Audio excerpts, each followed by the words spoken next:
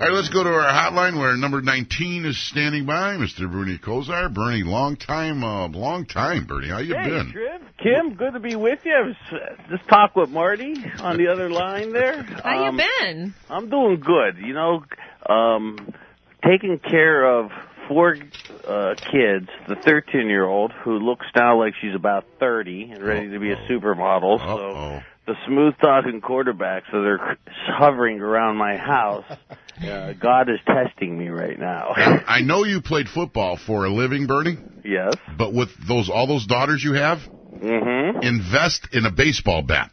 Well, I was actually thinking of some of my ex-offense or defensive linemen getting a couple of big, huge, ugly guys just to hover around the front door. May not be a bad idea either. You better get out of Florida and get back to Cleveland with all those daughters.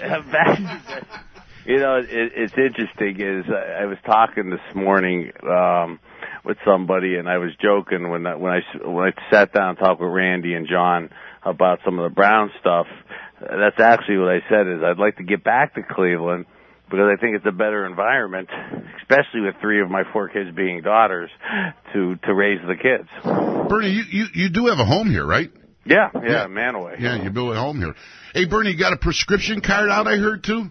Yeah, we had a big day today up in Columbus with Governor Taft, and it's you know how active I've been from the foundation standpoint and the continuing education standpoint mainly for inner city and kids to either get into high school or to get through high school and get into college. And another real problem we have in, I think, society is insurance coverage, and probably have 50 million uninsured and probably over 100 million that don't have prescription coverage. In the state of Ohio, we probably have 1.5 million people without insurance and probably 2 to 3 million without prescription coverage. And a lot of times the elderly have different options, and people at the poverty level have some options. But the working uninsured, people that make maybe $20,000 to $50,000 and have 2, 3, 4 kids, they're finding themselves without prescription coverage.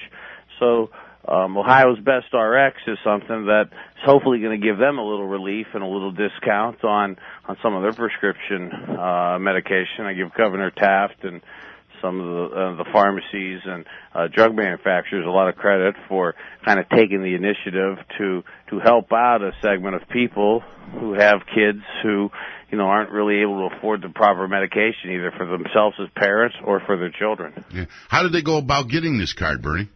Well, it's there's an 800 number. There's Ohio'sBestRx.org.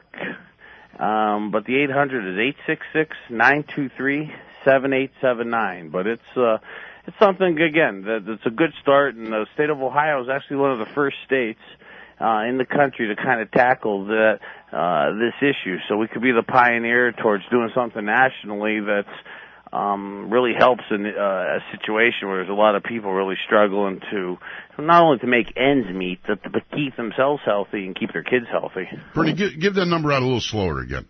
866-923-7879. 866-9-BEST-RX. Okay. So that's 866-923-7879, right? You got it. Yeah. You got it, huh? Hey, Bernie, there's about 800 football questions I want to ask you. Go ahead. I got time, man. Yeah. I feel like I haven't talked to you forever. When we talked on your anniversary show, you had so many people wanting to call in. I know. It went. It sounded like you're having fun there that day. Yeah, that was crazy. I wish you would have been there. Yeah, Bernie, well, let me start here, because so many fans said, Bernie this, Bernie that, Bernie GM, Bernie head coach, Bernie this. Do you want to coach, Bernie? Well, I enjoy, I spent some time this year looking at a lot of film at the University of Miami and with Brock Berlin and stuff. And yeah, I enjoy that aspect of it. I really enjoy, I'm probably going through midlife crisis. Some guys go through it and go and do things out another path. Mine is I enjoy looking at film and football. So you never really get that out of your system. You can mask it a lot of different ways. But I enjoy the football aspect of it. And, I've known John Collins through the NFL Quarterback Club days, through the 80s and 90s. We've worked a lot together. And Randy's Lerner's, I think, done a great job stepping into a tough situation. It's made some tough decisions rather quickly, and me and him have known each other over the years. I really believe in his enthusiasm and zest for not ever wanting to live through another 4 and 12 year. It's ironic that if you look back almost a decade ago, maybe a little more than a decade, the Browns organization had Bill Belichick as the head coach, had Pat Hill, who's now head coach at Fresno State, Kirk Ferentz at Iowa, Al Groh at Virginia, Saban, who from LSU to Miami, Bates, who interviewed for the Browns job, interim head coach of the Dolphins, Scott Pioli, now in New England, and Savage and Newsom from Baltimore. It was a pretty thick organization right now. Now you look over the last year or two, maybe it's the organization, and it's pretty thin. And I think the thing, and I really agree with Randy, of trying to build an organization and build an infrastructure that's not really dependent on any one person, and has the capability of kind of developing the next Phil Savage. And you look at Phil and what he's done in Baltimore with Ozzie and their track record of actually picking players, and it's pretty impressive. Do you want to be part of that rebuilding of the Browns? Well, I think I have been. You know, Randy's been nice, and John, in terms of talking quite a bit about that process and that decision with Phil. Me and Phil are pretty close from our days from working together, and have spent a fair amount of time talking through this thing over the last month or so, and it was kind of nice to see it materialize. Mm-hmm. If you were offered a job, would you take it? You know, it's a tough question because it's almost like I kind of have been doing it with Randy and John. It's pretty informal, and you know, right now I think the more pressing thing was getting guys signed before everybody's taken up. And the Senior Bowl's coming up in Mobile, Alabama. Coaches are being named. Coaches are hiring guys for their staff.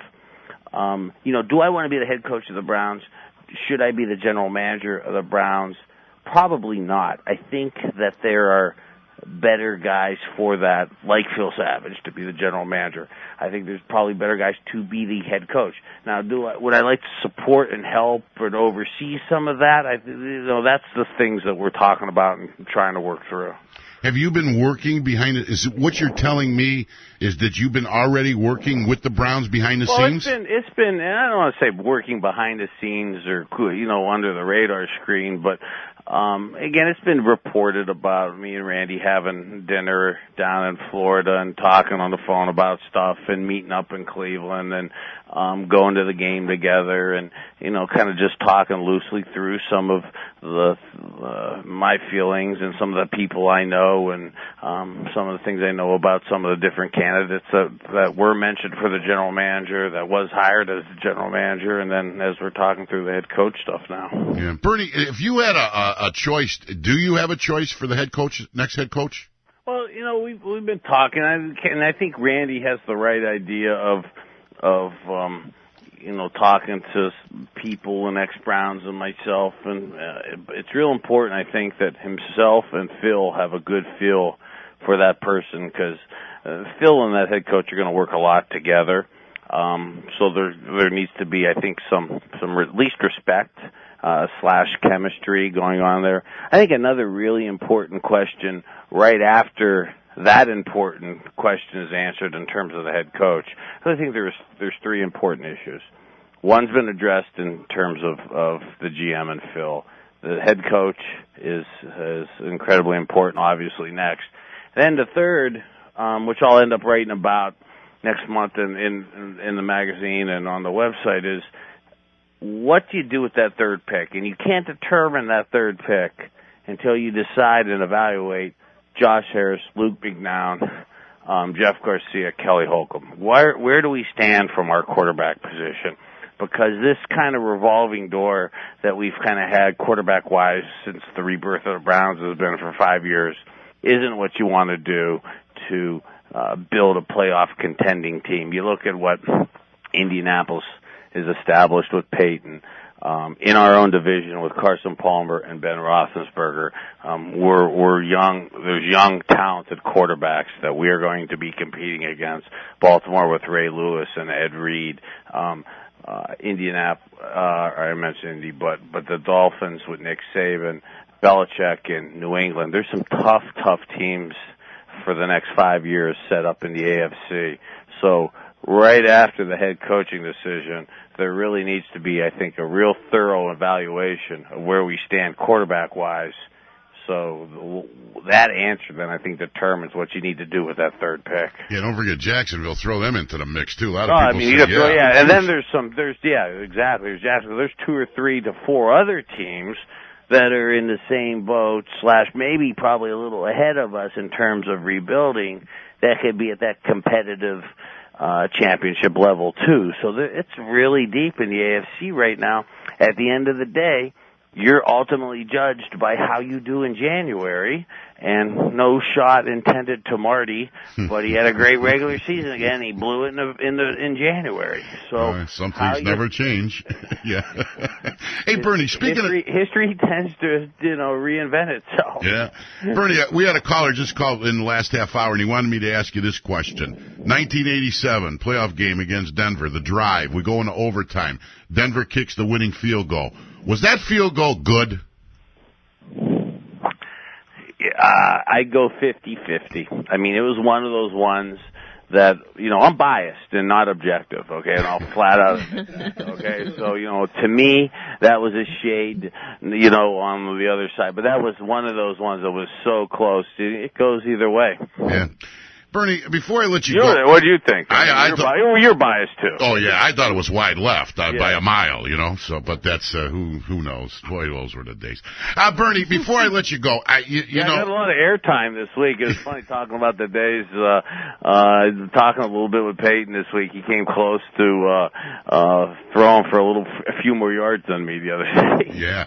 I'll tell you what, if they didn't call off the dogs, he would have thrown for 400 and 500 yards in the first half. You know what I'm saying? What he's doing offensively, orchestrating and running that offense is a thing of beauty. And and I really love what he said. He was going through his patented stock answers, talking about the first round game and the statistics and all that. And all of a sudden they talked about New England. And you would have thought he hit the lotto. His eyes perked up, and I just loved his answers. God, I played like a dog. I'm 0-6 against him. I've been terrible. Almost like last year when they were saying, God, he can't win a playoff game, and they just slaughtered Denver in a playoff game. I really look for Peyton to have a solid game this week, even though it's bad weather, even though it's at New England. He's hungry, huh? Yeah. He has it. You're exactly right, Kim. Yeah, good point. Bernie, I want to ask you this question because I got one last thing to clear up, if you don't mind. Okay. Go ahead. We've known each other for a long time. I've never put you on too long. Yeah, I've never put you on the spot, never ambushed you, never tried to do any of that. Okay. But I need to ask you a very touchy question, and because it's the last thing left in this whole saga with the Cleveland Browns since they're all gone now. Okay. What was the problem? And if you don't want to answer, I understand. What was the problem between the Browns and yourself? Why did you two distance yourself from each other? Sometimes in life you don't have a say in certain things. And I really didn't. It wasn't really my call. And I understand, and this isn't a shot at Carmen, because I enjoy his company. The thing is, he believes in a leadership style where he's the leader, and I drew a lot of attention, and there was people that kind of wanted me to do more things than he wanted me to, and I don't want to say it was a threat to his turf, but it kind of was. And there's a leadership style that then if you have people that kind of invade your turf or your space, you don't have them around, and that's bluntly what happened, I think. Did you two argue, Bernie? No, it wasn't. He was very matter of fact when he basically said that to me. He was very matter of fact when he said it to me, and God, he's so eloquent the way he said it. It almost, sadly, he was so good, it almost didn't bother me the way he phrased it. It's a velvet hammer, right? What's that? It's a velvet hammer. Yeah, and, it's, again, you don't like to try to, I've never been one to force myself into situations, so obviously I wanted to do that, and I don't think we would have had, the issues we've had the last 5 years. I don't think Randy and John would be having to really fix a mess, to be blunt with you. It's not been, other than the playoff year, it really hasn't been a fun 5 years. From an organizational standpoint and a winning standpoint, we're really at back to ground zero, and it's almost like we're a first or second year expansion team again. Yeah. That's not necessarily a bad thing, though. As I mentioned to Randy, I said, the problem when it's clearly defined that there's an issue and it's obvious that you've got to make changes, like bringing Phil Savage, that's sometimes better than, say, what happened with the Dolphins last year, where it wasn't clearly defined that they had to make decisions and it was broken. So in turn, they didn't. And then they had a year like the Browns had. Mm. And at least, and again, I'm somewhat of an optimist, looking at it optimistically, at least that you have to make changes and make and fix to right the ship, and Randy's committed to doing it. He really is. Then the problems were, you had no problems with Al then, right? It was just the you and Carmen situation, right? Well, yeah, and I didn't have even problems with Carmen. Carmen, I just didn't want me there. Did that hurt? Yeah. But you're back. Well, yeah, and again, that's to be defined as to what we do and how it works. But I enjoy, again, at the end of the day, football's what I know. Football's what I like. Mm-hmm. The area is what I like. I do pretty good negotiating. If I could win the negotiations with my wife to move back up there, it would be utopia for me. Yeah. Well, you need any help there, put her on the phone. I'll try to help you out a little bit there. Yeah, you put me on the spot, so now I'm going to put you on the spot one day. Maybe I'll drag her over to your house for one of those Friday Texas Hold'ems. Okay? There you go. Bernie, it's the only reason I asked you that question is because it's never really been answered, and you finally answered it. Then I needed to answer that. There was the final straw for me here, Oh, that's fine. Yeah. We're good enough friends. God, we go back more than a couple decades. So. Oh, God. I remember talking to you when you had your busted ankle. Remember that?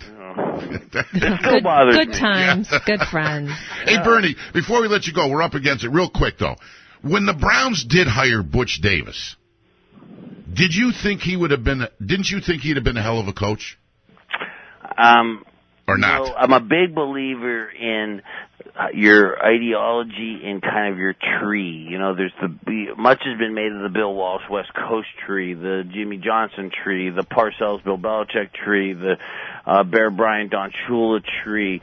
The Jimmy Johnson tree, which spawned Dave Campo, Dave Wanstead, Butch Davis, has struggled. Norv Turner has struggled because they try to. They kind of have the Fidel Castro approach to running football teams, and the dictatorships, percentages tend not to work with that. And it's not that Butch is a bad coach, not that Butch was a bad evaluator of talent. Actually, they have a lot of great qualities. It's so hard to do it all. Bill Belichick at age 38 in Cleveland couldn't do it all that he could do now at age 50. It's a timing thing, and trying to do everything in this day and age with the salary cap, with free agency, with the draft, with all the stuff that goes into it is a little too much to do. Well, Bernie, I appreciate. Yeah, no, that's a great answer. It really is a very articulate and right on the money answer. And since we got you opening up and so truthful, one last thing: did you punch Belichick in that tunnel? No, God, no. I wouldn't want to hurt my arm. Hey, I'm a pacifist. I really am. I got this reputation. Another lover. I am incredibly competitive between the white lines, but not that I never did. All right. Bernie, all right, guys. Good talk with you. Give me a call when you get up here, okay? Sounds good. Thanks, Bernie. Bye-bye. Bye.